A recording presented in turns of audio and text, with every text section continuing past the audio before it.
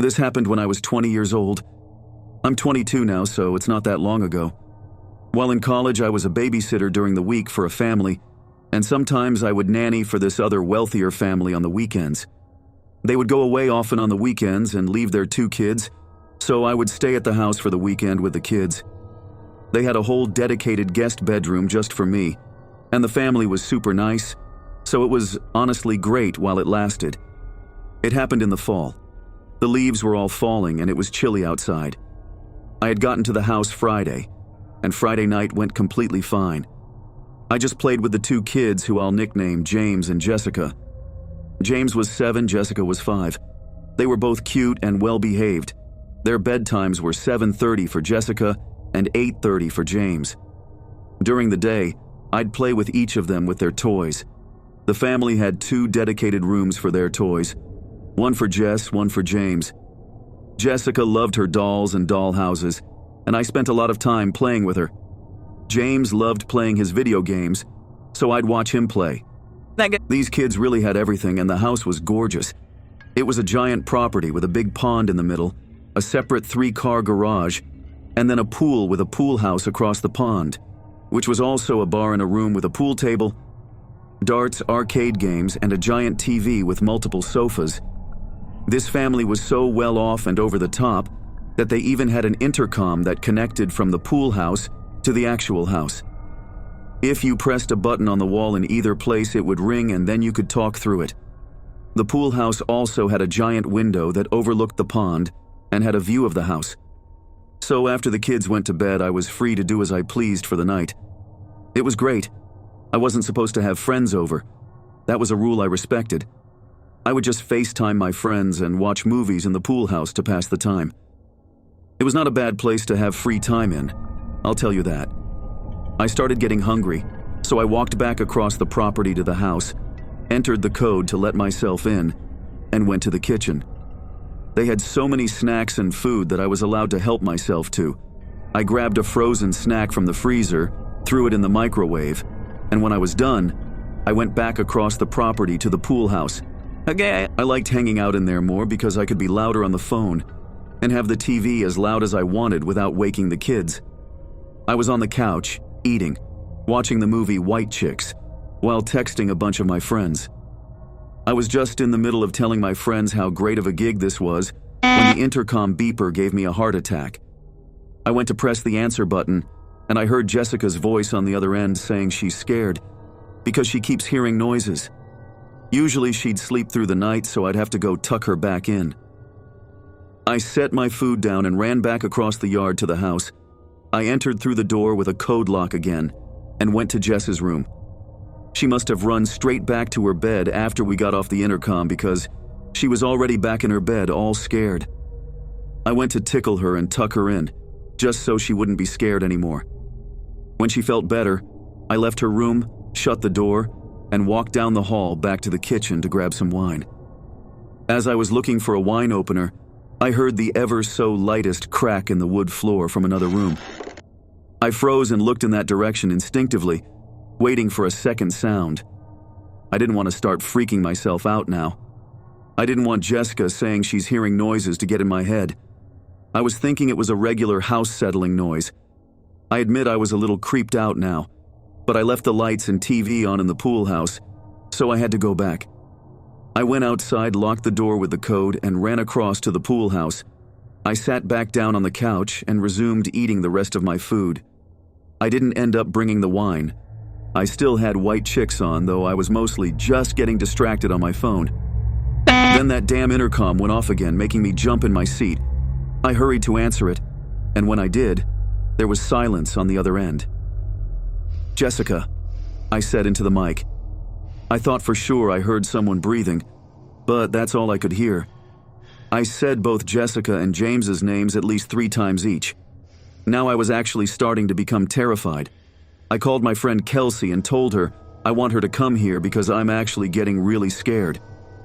I told her that the little girl I'm watching said that she was hearing noises, and then I heard a noise, and now someone pressed the intercom button but didn't say anything.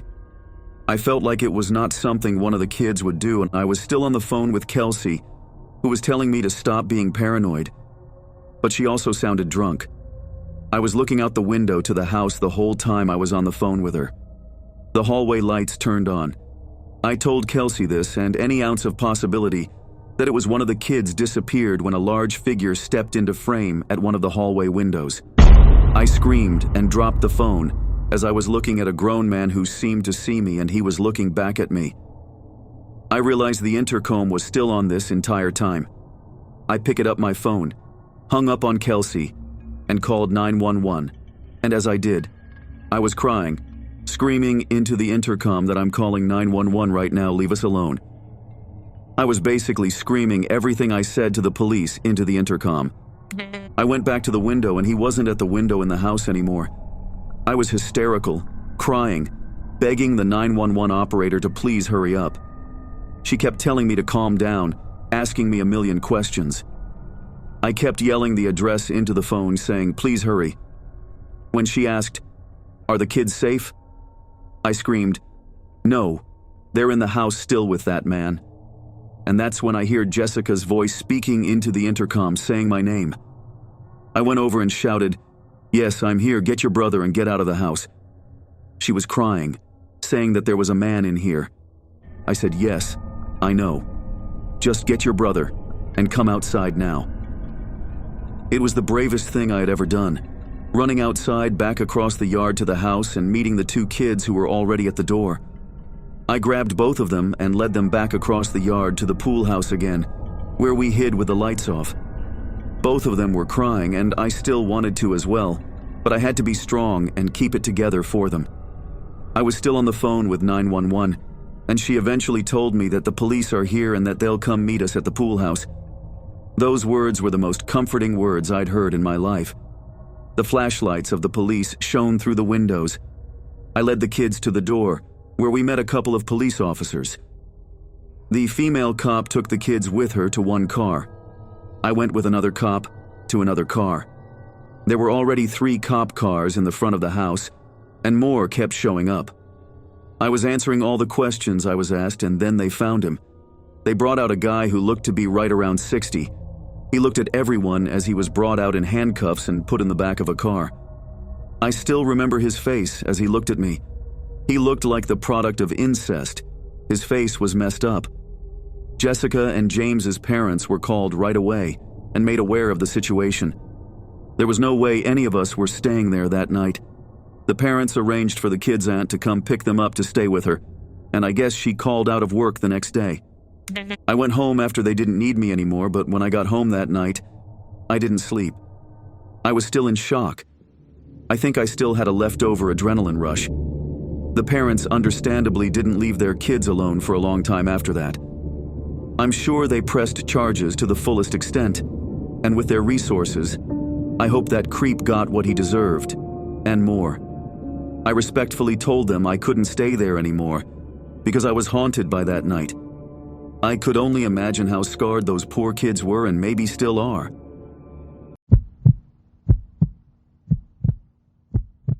I was 28 years old, solo camping in a local woodland with my beagle Reggie. Only realizing I wasn't as solo as I thought. It was November, and the weather was still mildly warm during the day, but at night it would get cold, so I came prepared. I brought my portable fire pit, lighter fluid, a lighter, and an axe for chopping wood.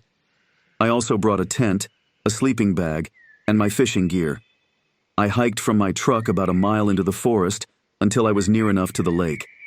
I set up my campsite in a comfortable little opening and brought Reggie along with me to the lake to go fishing. I caught a couple of smaller fish that weren't really worth trying to cook, so I threw them back in. Reggie kept looking into the forest at something, and his tail would stop wagging as if he locked on to something. After maybe an hour of fishing, we went for a hike around the lake. When we were directly across the lake from our campsite, I looked over to the other side and saw what looked like a couple of people walking into the woods. They were so far away that it was hard to tell, but they really did look like people, right around where the campsite was. I didn't want to get robbed, so I told Reggie to come on, and we made a quick pace back around the lake. When we got back to the campsite, my tent zipper was open. Someone had gone through it. Surprisingly, nothing appeared to be missing, though not that there was much to steal beyond the fire pit and fishing supplies. Still, I knew I was right when I thought I saw people, and the fact that they had gone through my campsite gave me the creeps. To be safe, I spent the next hour or so moving my campsite to a different spot a little further up the lake. Then I started chopping some wood to get a fire going in the fire pit. Once that was going, I fed Reggie and heated up some chili for dinner. Then we sat by the fire, and I was writing in my journal when Reggie started barking at something in the forest. It was dark now, and I didn't really see anything beyond what the fire lit up. I looked out into the darkness, a little creeped out. On that note, I brought Reggie inside the tent and went to put out the fire. If there were people out in these woods, I didn't really want to be advertising my location with the fire. I climbed into the sleeping bag, and with my reading light next to me, I was reading my novel. Reggie's ears would repeatedly move as he was hearing things that I wasn't hearing. He kept looking around at the tent walls. I kept saying, "What is it, boy?" He started to growl. He heard something out there. It could have maybe been a deer, it could have maybe been a bear, or it could have been a person. I found the idea of a person being out there, still in the dark, to be more terrifying than a bear. Eventually, Reggie calmed down, and I put his head down. With that, I was uncomfortable and wanted the night to pass, so I turned off my lantern and went to sleep. I woke up hours later to Reggie growling and howling. I told him to be quiet, and I could hear someone whistling, the kind of whistling you do to a dog to get their attention. Reggie started growling again in response to it. Someone was actually out there at my campsite in the pitch-black darkness, and I was scared. The whistling turned to a clicking noise from someone's mouth. Then footsteps started getting closer to the tent until they were right outside. Reggie was going ballistic, howling, and I grabbed him to be quiet. Without saying anything, without the crackling of the fire, there was total silence apart from the wind. Reggie started growling again, looking in the direction of the zipper of the tent. Silence until finally another whistle from right outside the tent door. Reggie went ballistic again. I tried to fake a really deep, commanding voice and yelled, "You better get out of here, I have a gun." But my voice just came out shaky and scared sounding. The footsteps walked away from the tent at a slow, heavy pace until they faded away completely or stopped in their tracks not far from the tent, because Reggie kept growling on and off for like an hour after that. I couldn't sleep after that, but I was too terrified to leave the tent and pack up everything in the dark. My phone had no service in the middle of the forest, so it's not like I could even call a family member or friend to tell them about what's going on. Out in the distance, there was a woman's scream that probably echoed for miles. It sounded like a woman literally screaming for her life. This was the final straw. I grabbed Reggie, put on my boots, grabbed my flashlight, and ran. I ran the way I came all the way until I got to my truck. I still had no cell reception. I slept in my truck that night, and at dawn, I went back into the woods with Reggie back to the campsite. I collected all my things and disassembled my tent. I didn't even pay attention to if my things were gone through again. I was just in a rush to get out of there. Half an hour later, I had the truck loaded up and was out of there.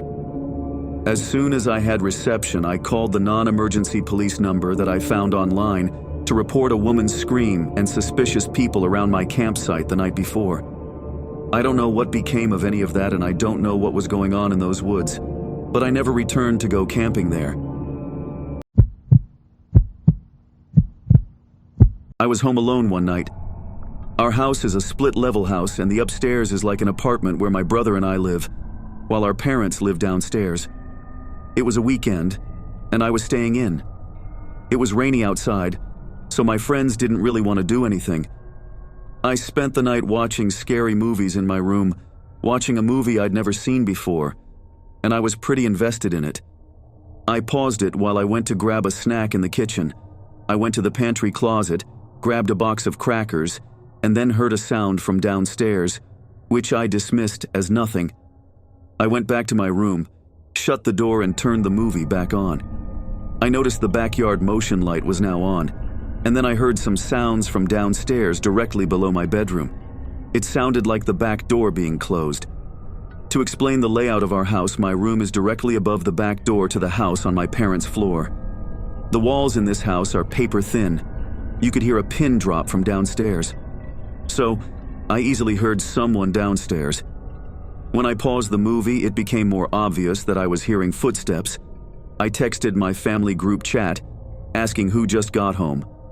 My mom answered within a minute, saying, "We're not home." That would mean it would have to be my brother, but that would be incredibly weird since he never enters through the back of the house. He also wasn't supposed to be home that night. I said in our group chat, "I hear someone downstairs. Alex, is that you?" He didn't reply. I heard the footsteps crossing the house towards the front until they were out of earshot. Then I heard footsteps coming up the stairs. I turned off the TV. The footsteps were coming straight down the hall to my room, skipping every other room in the hallway. They were heavy footsteps. They got to my door, and then my door opened. I was lying still in my bed, pretending to have my eyes shut, squinting just enough to see a head peering into the room through the doorway, looking right at me. It was dark. I could only see the person's eyes, and it didn't look like Alex. He stood at the doorway, watching for what felt like forever as I laid there, pretending to be asleep. After maybe 30 seconds to a minute, he closed the door, but I didn't hear footsteps walk away. I texted my family group chat in all capitals, "Alex, please tell me that's you in the house." He replied back almost instantly, saying, "No, what are you talking about?" That was when I told them someone is in the house. I called 911 and started whispering into the phone. That was when I finally heard footsteps walk away from the door. He must have heard me start to speak even in a whisper. The footsteps went down the stairs, and then I couldn't hear them anymore. I was told to stay on the line with the dispatcher until help arrived. There was a knock at the door downstairs about 5 minutes later. When the dispatcher told me I was good to go down to let the police in, I did. In my county, police work in pairs, so the 2 police officers who arrived looked through the whole house with me, checking every closet, under every bed. When it was determined that the house was clear, they left. One of my parents left the back door unlocked. It was as simple as that. There's no chance of sleeping after something like this happens. Nobody would be home until the next day, so I had to get through this night alone. A little while after the police left, the backyard motion light turned on. Something set it off. I looked out my window and caught just a glimpse of a man walking away from the house into a far dark corner of the backyard where I couldn't see him anymore. I think he may have tried entering the house again, but this time the door was locked. I watched through the window for as long as the motion light was on. When it turned off, it was too dark to see anything out there. As long as the light didn't go off again, then I'd know he wasn't coming back. Thankfully, he never did. Taking half a second to lock your doors can be the difference between someone getting into your house or not. Because my parents forgot to lock the door, I will now forever have the haunting image of seeing that person's head peering into my room, looking at me specifically, the eyes. It's an image that's going to stay with me.